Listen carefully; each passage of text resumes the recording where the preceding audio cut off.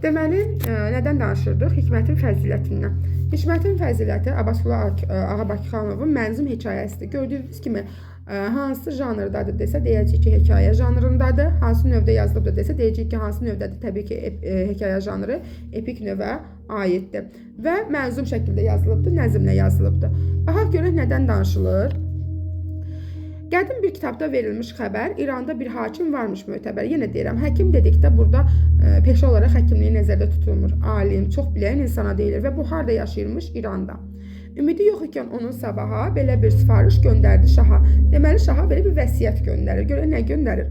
Onun üzüyünü böyük hökmdar ən müdrik adama versin yadigar. Yəni, bunun vəsiyyəti belə olur ki, onun özünə məxsus olan üzüyü ən müdrik şəxs kimdirsə ona versin. Şah bu vəsiyyəti icra edərkən ehtiyat edirdi divanələrdən. Yəni, sual düşsə ki, bu vəsiyyətin icrası zamanı şah kimlərdən ehtiyat edirdi? Divanələrdən. Niyə görə ehtiyat edirdi? Bundan sonraki beytdə artıq özünü göstərir. Çünki hər dövlətli, kasıb hərgəda özünü ən müdrik bilir dünyada. Yəni, indi də elədir. Hər kəs özünü ağıllı hesab edir. Ona görə də bu divanələrdən ehtiyat edirdi.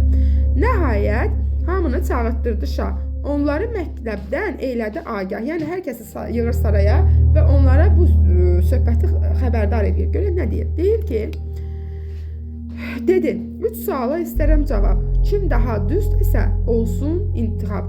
Yəni, 3 sual soruşacaq və bu 3 sualın cavabını kim daha düzgün cavab verirsə, bu vəsiyyəti ona icra edəcək. Əvvəl ən xeyirli nədir dünyada? Deməli, birinci sual olur ki, dünyada ən xeyirli... Birinci sual olur ki, ən xeyirli nədir dünyada? Baxaq görək nə cavablar gəlir. Cavablar gəlir, tamahkarlar olanlar deyirlər ki, zər.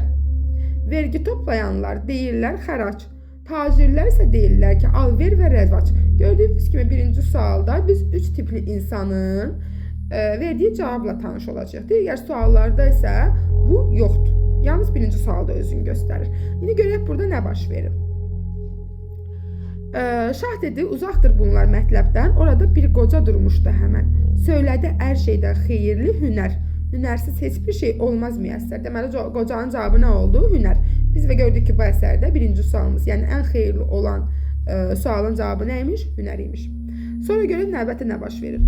Şah qəbul elədi, soruşdu yenə. Dünyada hər şeydən yaxşı deyin nə? Burada isə bu sualı verəndə artıq konkret olaraq hansı insanın nə cavab verdiyini bilmirik. Deyir ki, yerdən yüksəldi müxtəlif səslər saraydan, şahın razılığı, şadlıq, firavan. Gördüyünüz kimi, konkret olaraq kimin nə cavab verdiyini görmədik. Yenə də qoca dedi bu sözü, hər şeydən yaxşıdır yaxşılıq özü. Gördüyümüz kimi, ikinci sualın cavabı, yəni ən yaxşı olan elə yaxşılığın özüymüş. Qoca bunu da tapdı, afərin ona. Sonra, çünki yaxşı sifət olarsa səndə, afərin söyləyər dosta düşməndə. Şah dedi, ən lazım nədir insana? Üçüncü sualımız nə oldu? Ən lazım. Yenə də çox fikir çıxdı meydana. Artıq burada üçüncüdə isə konkret olaraq yenə hansı fikrin çıxdığını görmürük. Yəni, gördüyünüz kimi ardıcılığa fikir versəz, birincidə konkret olaraq kimlərin nə dediyini görürük. Tamahkarlar olanlar zər deyir, vergi toplayanlar xərac deyir və tacirlər isə alver və rəvac deyir. İkincidə artıq bunların hamısı yığışılır. Yəni, cavabı göstərirlər sənə, göstərirlər ki, şahın firavanlığı, nə bilim, razılığı. Üçüncü isə ümumiyyətlə heç nə göstərmirlər. Deyir ki, ən lazımlı nədir dünyada? Yenə də çox fikir çıxdı meydana, biz bu fikirləri bilmirik. Şah isə qocaya edirdi diqqət, dedi, ən lazımlı şeydir həqiqət. Deməli, ən lazımlı şeyin həqiqət olduğunu biz burada gördük. Şah qalxdı, qocaya eylədi təzim və üzüyü hörmətlə eylədi təqdim və ona da dedi ki, tabi oradan oxumuram, dedi ki, sən mənim sarayımda qal, mən səndən hər şeyi məsləhət alım və sizə testə düşsə ki, şahın bu addımını, qocaya bu tənzimini saraydakılar yaxşı qarşılamadı. Bu fikir düzgündür mü? Düzgün deyil. Çünki bu barədə şeirdə heç bir şey yoxdur. Və qoca şahın vəziri olur. Yenə sual düşəcək. Sual düşəcək ki, şahın vəziri olmanın etirazı var idi mi? Yox idi. Bu da qoyduq qırağa. Nə yaxşı olardı hər ölkədə olaydı belə bir vəzirlə şah.